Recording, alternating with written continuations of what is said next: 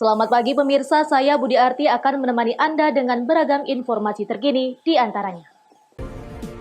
Antisipasi flu babi, para peternak babi di Deli Serdang tingkatkan kebersihan hewan ternak. Oknum anggota DPRD Pematang Siantar alih fungsikan lahan.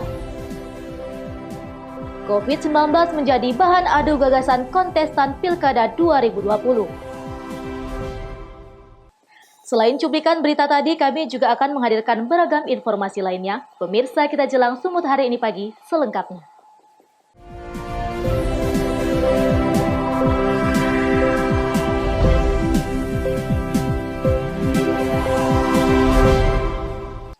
Pemirsa, sejumlah peternak babi di kawasan Jalan Selambo, Kecamatan Patumbak, Deli Serdang, tingkatkan kebersihan kandang dengan cara menyemprot disinfektan alami di seluruh area kandang. Hal ini guna mencegah berkembangnya virus flu babi G4, meski hingga sekarang ini virus tersebut belum ada ditemukan di wilayah Sumatera Utara. Membersihkan kandang rajin dilakukan sejumlah peternak sekaligus pedagang babi. Salah satunya Hasan Sihombing, pemilik peternak babi di kawasan Jalan Selambo, Kecamatan Patumbak, Deli Serdang, Sumatera Utara. Selain membersihkan kandang, peternak juga setiap harinya melakukan penyemprotan dengan menggunakan cairan disinfektan alami berbahan daun serai. Hal tersebut ditambah para peternak rutin memandikan babi sebanyak 2 kali sehari. Guna memperkuat kesehatan babi, peternak menambah gizi pada menu makanan yang diberikan. Upaya menjaga kesehatan babi dilakukan untuk mencegah penyakit menyerang ternak babi. Hingga kini, penyakit flu babi belum menyerang wilayah Sumatera Utara. Namun, para peternak wajib meningkatkan kebersihan dan memperhatikan kesehatan hewan ternak. Itulah makan ramuan sangge-sangge, makan disemprot. Sama sekarang setiap hari kita semprot. Ya. Jadi kita keluar masuk baby kita. Memang bukan kita akui ada juga penyakitnya. Tapi itulah sampai mana sekarang sampai saat ini belum ada ketemu bagaimana supaya sehat sempurna. Sampai sekarang kita mencari di mana solusinya itu dapat. Jadi kalau bisa ada dapat, kasih tahu sama kami, kita pergunakan sama baby. Ia juga berharap adanya virus baru yang menyerang hewan babi ini tidak menyebar ke wilayah Sumatera Utara. Mengingat hampir seluruh peternak babi pernah mengalami kerugian akibat dampak dari virus Hoax kolera beberapa waktu lalu. Wahyu Pratama melaporkan untuk Evarina TV. Kemendagri telah menetapkan pelaksanaan pemilihan kepala daerah serentak pada 9 Desember mendatang. Untuk itu, Menteri Dalam Negeri meminta seluruh kepala daerah yang melaksanakan pilkada untuk segera mencairkan dana hibah kepada penyelenggara sebelum 15 Juli 2020. Menteri Dalam Negeri Tito Karnavian pada rapat koordinasi kesiapan pelaksanaan pilkada serentak 2020 di Medan Jumat siang mengimbau pemerintah daerah yang menyelenggarakan pilkada serentak untuk segera mencairkan dana hibah pilkada kepada penyelenggara pemilu sebelum 15 Juli mendatang. Tito menyebut hingga kini pencairan dana pilkada baru direalisasi 5,8 triliun rupiah dari total anggaran pilkada secara keseluruhan 14,9 triliun rupiah. Rinciannya 5,8 triliun rupiah sudah ditransfer ke KPU sebesar 41,85%. Bawaslu 44,98% dan pengamanan 9,6% dari masing-masing pemerintah daerah. Dana yang dicairkan berdasarkan naskah perjanjian hibah daerah atau NPHD. Sebagian besar sudah digunakan pada 5 tahap awal pelaksanaan pilkada serentak 2020. Di sisi lain, Kemendagri menemukan 43 daerah yang mentransfer dana hibah tahap pertama di bawah 40%. Artinya Pemda tidak melakukan tahap pencairan sesuai ketentuan Permendagri di mana pencairan tahap pertama paling sedikit 40%. Di Sumut sendiri ada 2 daerah yang mencairkan di bawah 40%, yakni Kabupaten Samosir dan Mandailing Natal. KPU sendiri mulai melaksanakan tahapan selanjutnya pada 15 Juli mendatang. Agenda utamanya adalah pemutakhiran data pemilih. Untuk itu, Pemda diminta segera mencairkan dana hibah sebelum tanggal tersebut agar tahapan pelaksanaan pilkada bisa berjalan lancar di tengah pandemi COVID-19. Dari sisi anggaran, tadi sudah kita sampaikan, sebagian besar anggaran untuk pilkada dari naskah perjanjian hibah oleh kepala daerah kepada KPU Bawaslu, ada yang sudah mencapai 100%. tapi ada juga yang baru separuh, dan kemudian ada juga yang masih kecil. Mandalika Natal dengan Samosir. Tapi tadi sudah disampaikan oleh bupatinya, tanggal 7 akan diberesin semua. Hanya ada masalah internal di Bawaslu dan di Samosir. Nah, kemudian dari APBN juga yang sudah dihibahkan atau yang sudah ditransfer oleh Kementerian Keuangan sebanyak lebih kurang 960 miliar dan kepada Bawaslu sebanyak 157 miliar. Itu juga sudah nyampe juga di KPUD Kabupaten Kota dan sudah dibagi oleh KPU dan Bawaslu pusat. Artinya anggaran dari daerah sebagian sudah masuk, ada yang sudah 100%. Kemudian dari APBN sebagian sudah masuk ke tahap pertama untuk di wilayah Sumatera Utara sudah mudah masuk semua. Tinggal yang kita minta sisa realisasi anggaran yang belum 100% paling lambat minggu depan sudah diserahkan atau dicairkan kepada Bawaslu dan KPUD masing-masing, karena tanggal 15 Juli itu sudah mulai pemutahiran data door to door. Sebelumnya, Mendagri sudah menekan aturan baru, yakni pengadaan peralatan protokol kesehatan, termasuk APD untuk gelaran pilkada bisa dibiayai APBD melalui naskah perjanjian hibah daerah. Dengan harapan pelaksanaan pilkada serentak tahun ini berjalan lancar meski di tengah pandemi COVID-19. Daniel Pekwali melaporkan untuk Eva Rina TV. Pemirsa, warga perumahan mewah di Jalan Malibu Indah Raya, Kecamatan Medan, Polonia, dihebohkan dengan penemuan mayat orok berjenis kelamin laki-laki di tumpukan sampah yang diduga baru dilahirkan. Warga perumahan mewah di Jalan Malibu Indah Raya, Kecamatan Medan, Polonia, dihebohkan dengan penemuan jasad bayi laki-laki di dalam karung yang diduga baru dilahirkan. Saat ditemukan, tubuh jasad bayi tersebut sudah membiru dalam bungkusan tas plastik berwarna merah. Jasad bayi malang yang diduga sengaja dibuang orang tuanya pertama kali ditemukan oleh petugas kebersihan Pemko Medan di tumpukan sampah. Saat itu petugas kebersihan sedang memilah sampah yang diangkut oleh truk sampah. Petugas kebersihan terkejut saat membuka karung berisi jasad bayi. Penemuan jasad bayi yang masih lengket tali pusatnya tersebut kemudian dilaporkan warga ke Kepolisian Sektor Medan Baru. Polisi hingga kini sudah memeriksa 2 saksi, sopir dan kernet truk yang mengangkut sampah. Petugas mengalami kesulitan karena belum ada saksi dan bukti berupa CCTV pelaku yang membuang jasad bayi tersebut. Orok itu ditemukan dibawa sama tukang sampah. Tukang sampah mereka milah-milah, rupanya dalam plastik itu sebiji warna merah, ada nampak kepala. Tidak tahu di mana di tong sampah, dia memilahnya itu di mobil kontainer. Sampahnya. Satu orok yang diduga bayi baru lahir yang dibuang di perumahan. Dan setelah kita datang olah TKP, memang kita temukan satu sosok mayat bayi di dalam plastik merah. Adapun penemu mayat baru tersebut ini adalah petugas kebersihan. Awalnya petugas kebersihan mengangkut sampah dan ditaruh di atas mobil sampah. Selanjutnya ketika mau dipisah-pisah antara sampah plastik, organik dan non-organik, maka dilihatlah oleh pengangkut sampah ini ada sesosok bayi. Usai dilakukan identifikasi, jasad bayi malang diduga hasil hubungan terlarang tersebut selanjutnya dibawa ke RS Bayangkara Medan.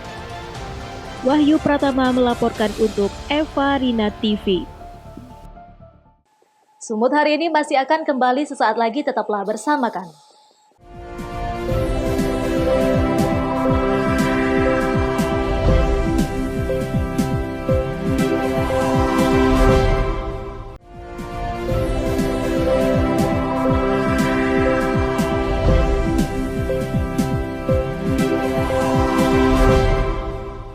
Terima kasih masih bersama kami. Pemirsa, adanya undang-undang larangan alih fungsi lahan pertanian untuk area pembangunan atau pemukiman penduduk tidak membuat takut para oknum anggota DPRD untuk membangun lahan pertanian menjadi kawasan pemukiman perumahan penduduk, seperti yang terjadi di kota Pematang Siantar. Seperti terlihat di daerah Ring Road Kecamatan Siantar Marimun, kawasan yang diduga sebagai lahan pertanian produktif kini diperjualbelikan untuk pemukiman warga. Tanah pertanian itu dijual per kepling dengan ukuran 7 x 18 meter. Berdasarkan informasi yang diperoleh, bisnis kaplingan tersebut diduga milik oknum anggota DPRD Kota Pematang Siantar. Bahkan di lokasi tampak mobil yang diduga milik oknum anggota DPRD yang sedang terparkir di kawasan kaplingan tersebut. Hal tersebut justru berbanding terbalik dengan sikap protes oknum DPRD tersebut dalam RDP DPRD yang kerap mempermasalahkan beberapa usaha investor yang dianggapnya menyalahi aturan. Menyoroti hal tersebut, aktivis lingkungan hidup Kota Pematang Siantar, Dedi Damanik mengatakan alih fungsi lahan pertanian produktif tidak boleh dilakukan menjadi kawasan perumahan. Ya, kita lihat di belakang ada kafling perumahan yang dimana kita ketahui bahwa lokasi ini masih daerah kawasan pertanian. Di RT RW Kota Pematang Siantar hal ini tidak dibenarkan. Tapi sejauh ini kita menduga selama RT RW Kota Pematang Siantar belum diubah, tidak bisa sembarangan untuk mendirikan perkaplingan ataupun perumahan di daerah yang kita duga lahan pertanian. Jo Ambarita melaporkan untuk Evarina TV. Tim Komunitas Sedekah Jumat binaan Bupati dan Kapolres Batubara memberikan bantuan terhadap warga yang rumahnya ludes terbakar akibat korsleting arus listrik. Tidak hanya itu, KSJ juga membagikan sembako serta uang tunai kepada warga sekitar.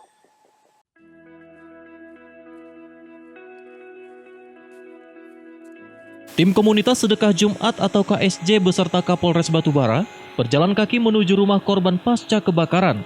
Tim KSJ memberikan bantuan berupa sembako, seng, dan uang tunai kepada warga bernama Mukhtar yang rumahnya ludes terbakar akibat korsleting arus listrik beberapa hari lalu di Kelurahan Labuhan Ruku Kampung Koda, Kecamatan Talawi, Kabupaten Batubara.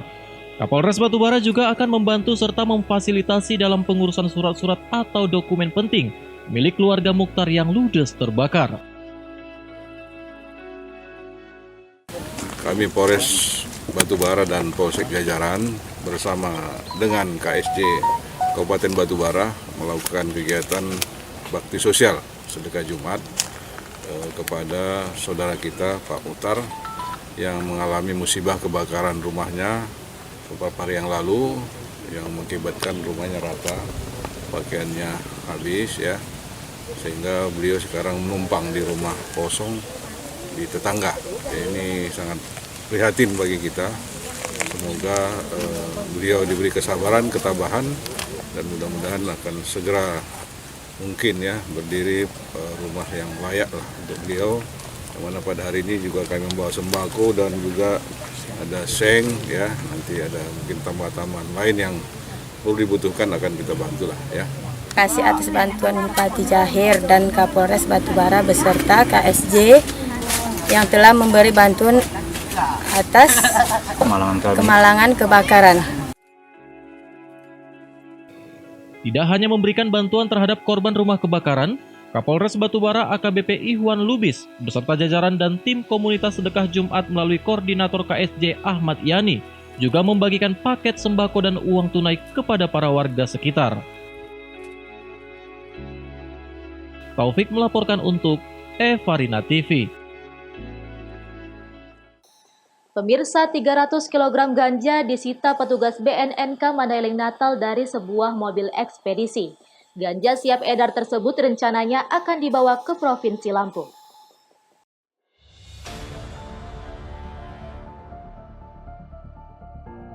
Beginilah suasana penangkapan sebuah mobil ekspedisi bermuatan 300 kg ganja kering oleh tim berantas narkotika BNN di Jalan Lintas Tengah Sumatera, Medan, Padang.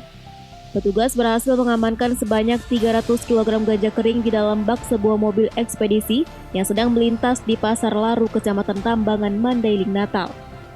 Ganja kering dikemas rapi di dalam 15 karung dan ditutupi terpal guna mengelabui petugas. Dari hasil interogasi yang dilakukan, ketiga pelaku yakni FN yang berprofesi sebagai sopir, MY dan AN sebagai kernet ekspedisi akan membawa ganja tersebut ke wilayah Lampung dan Malang, Jawa Timur. Ketiga pelaku yang sudah 2 kali melakukan aksinya ini mengaku hanya sebagai kurir ganja yang nantinya menerima imbalan dari bandar sebesar Rp500.000 untuk 1 kg ganja. Ya, yang pertama 30 kilo dan yang kedua yang inilah. Yang pertama berapa kilo tadi? 30 kilo pakai apa? Sama, truk. Truk juga. Biasanya apa muatan lain selain ganja ini di truk? Apa yang dapat dari Medan?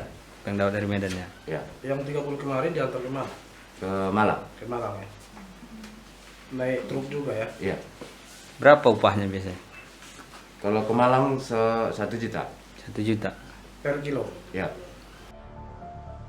Sementara Kepala Badan Narkotika Nasional Kabupaten Mandailing Natal AKBP Ramlan, penangkapan ganja sebanyak 300 kg ini merupakan pengembangan dari kasus penemuan ladang ganja sebelumnya di kawasan Bukit Torsihite beberapa waktu lalu. Ini perilaku mereka udah berapa kali pengakuan mereka? Pengakuan mereka 5 kali. Tetapi kami sudah melakukan penyelidikan kepada mereka ini sudah 5 kali, bukan sekali aja. Ini kebetulan mereka dapat kali ini. Ya. Ini yang kelima yang dapat, yang 4 berarti berhasil. Enggak, 4 kali kami gagal mengungkap mereka ini. Alhamdulillah yang kelima ini baru kami temukan berikut dengan para buktinya. Apa mereka udah target? Memang sudah target, ya. Pelaku terancam dijerat dengan pasal 114 junto pasal 132 Undang-Undang Nomor 35 Tahun 2009 dengan hukuman minimal 5 tahun penjara.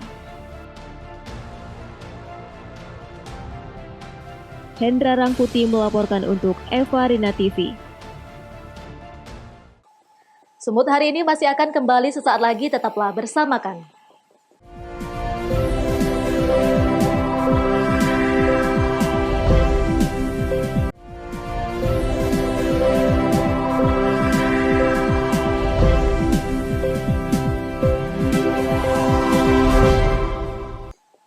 Terima kasih masih bersama kami. Pemirsa, pelaksanaan tahapan Pilkada serentak tahun ini mendapat tantangan berat. Penyelenggara pemilu harus bisa memastikan tahapan berjalan lancar di tengah pandemi COVID-19 yang mengancam kesehatan pemilih maupun penyelenggara pemilu. Pandemi COVID-19 ini juga bisa dijadikan materi utama adu gagasan para kontestan untuk menarik hati pemilih. Pandemi COVID-19 yang masih mewabah menyebabkan tahapan Pilkada serentak 2020 terganggu. Tahapan pesta rakyat ini sempat ditunda sejak Maret 2020 lalu melihat kasus baru COVID-19 di Indonesia terus bertambah. Menteri Dalam Negeri Tito Karnavian tak memungkiri pandemi COVID-19 menjadi masalah besar pada tahapan Pilkada tahun ini. Ada kekhawatiran Pilkada tahun ini akan menjadi pusat penyebaran COVID-19 di Indonesia. Di sisi lain, masalah ini bisa menjadi materi utama para kontestan Pilkada untuk saling adu gagasan. Dia memprediksi calon kepala daerah yang bisa mempresentasikan gagasan penanganan COVID-19 dengan baik dapat memenangkan hati para pemilih. Dia juga menyoroti eksistensi para petahana yang berkontestasi dalam Pilkada tahun ini. Masyarakat tentu akan menilai kinerja petahana dalam menangani COVID-19 sebagai pertimbangan untuk memilih mereka kembali. Ya, ada kekhawatiran bahwa pilkada ini nanti akan menjadi media penularan di balik. Jadi ajang adu gagasan, adu berbuat. Ini di 23 daerah ini otomatis kalau nanti kita naikkan isu COVID-19 ini efektivitas penanganan ini, maka akan ada adu gagasan antara para kontestan. Bagi petahana dia harus berbuat. Kalau seandainya isunya COVID-nya naik, yang positif maupun fatalitas kematian, masyarakat silakan menilai sendiri. Bisa-bisa berisiko bagi petahana, bisa-bisa nggak dipilih oleh rakyat. Diketahui tahapan pilkada ditunda sejak Maret lalu karena pandemi COVID-19, sehingga pemungutan suara serentak di 270 daerah diundur menjadi 9 Desember 2020 dari jadwal semula 23 September 2020. Tahapan pemilihan lanjutan kemudian dilaksanakan pada 15 Juli 2020. Komisi Pemilihan Umum saat ini mulai bersiap untuk melakukan pemuktahiran data pemilih dan verifikasi calon independen. Daniel Pekwali melaporkan untuk Evarina TV. Lantaran tak mempunyai kartu keluarga sejak tahun 2015, pasangan suami istri yang memiliki tanggungan 4 orang anak dan bersama ibu kandungnya yang berdomisili di Kecamatan Sitoluori, Kabupaten Nias Utara hingga kini belum menerima bantuan COVID-19 sama sekali dari pemerintah.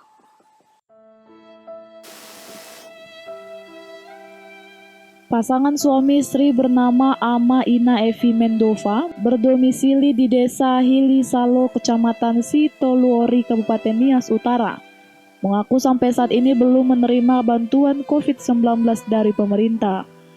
Ama Ina Evi sejak tahun 2015 sehari-hari bekerja di lahan penggalian pasir milik orang lain untuk menafkahi anaknya beserta ibu kandungnya yang masih tinggal bersama mereka di rumah berdinding papan beratap rumbia seluas 3 x 4 meter.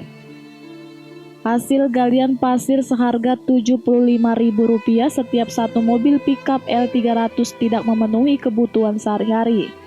Meskipun demikian, mereka tetap bertahan hidup dan pasrah. Sejak pulang merantau dari Aceh Singkil dan Kabupaten Tapanuli Tengah, keluarga Ama Ina Evi Mendova ini tidak mempunyai kartu keluarga karena belum mengurus surat pindah di kala itu. Karena tidak mempunyai kartu keluarga, menjadi alasan bagi pihak pemerintah daerah tidak mencatat nama mereka sebagai penerima bantuan berupa sembako dan bantuan tunai lainnya. Di masa pandemi COVID-19 ini layaknya seperti masyarakat lainnya. Mulai tahun 2015 karena nggak ada kena apa-apa pun. Jadi sudah pernah kami pergi ke kepala desa ya, atau kepala dusun. Terus orang itu minta cuma satu surat pindah.